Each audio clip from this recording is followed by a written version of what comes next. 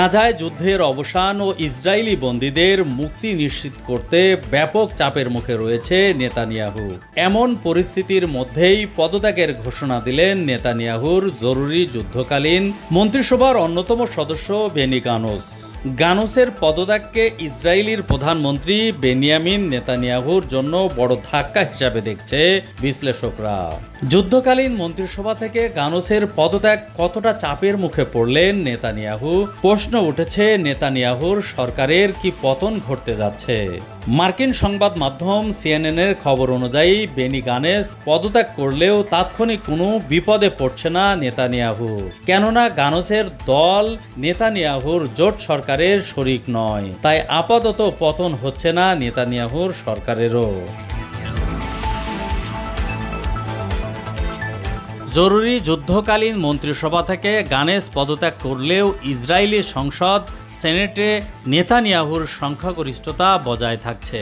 বর্তমান সিনেটের 120 আসনের মধ্যে 64টি নেতানিয়াহুর জোট সরকারের দখলে রয়েছে। তবে গানেস সরকার ছাড়া ইসরায়েলের জরুরি মন্ত্রিসভা এখন নেতানিয়াহুর লিকুদ পার্টি ব্যতীত অন্য কোনো দলের প্রতিনিধি রইল না। গাজা যুদ্ধের অবসান এবং ইসরায়েলি বন্দীদের মুক্তি নিশ্চিত করতে ব্যাপক চাপের মুখে রয়েছেন নেতানিয়াহু।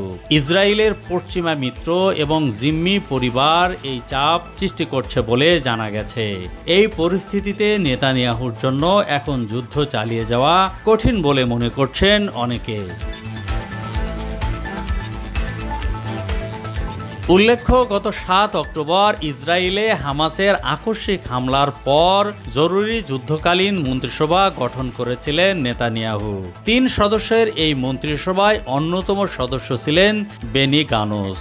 যুদ্ধকালীন মন্ত্রিসভার কাজ ছিল গাজায় যোদ্ধাদের তদারকি করা। তবে গত মাসে এই জরুরি সরকার ছেড়ে দেওয়ার হুমকি দিয়েছিল বেনি গানোস। তখন তিনি বলেছিলেন নেতানিয়াহুর গাজা যুদ্ধ পরবর্তী পরিকল্পনা প্রকাশ করতে ব্যর্থ হলে তিনি তার সরকার ছেড়ে যাবেন। গত শনিবারই গানোস পদত্যাগ করবেন বলে ধারণা করা হয়েছিল।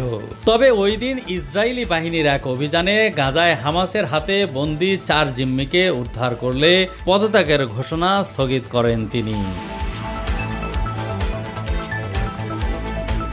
ওই দিন বন্দী উদ্ধারের নামে ইসরায়েল যে হামলা চালিয়েছিল তাতে 270 জনের বেশি ফিলিস্তিনি নিহত হয়েছে। রোববার এক সংবাদ সম্মেলনে বেনি গানোস পদত্যাগের ঘোষণা দিয়ে বলেন, নেতানিয়াহু আমাদের প্রকৃত বিজয়ের দিকে অগ্রসর হতে বাধা দিচ্ছে। এ কারণেই আমরা আজ জরুরি সরকার ছেড়ে যাচ্ছি। ওই সময় আগাম নির্বাচনেরও আহ্বান জানান তিনি। গানোস বলেন, এমন একটি নির্বাচন হওয়া উচিত যা এমন একটি সরকার গঠন করবে যে সরকার জনগণের আস্থা অর্জন এবং চ্যালেঞ্জ মোকাবেলা করতে সক্ষম হবে।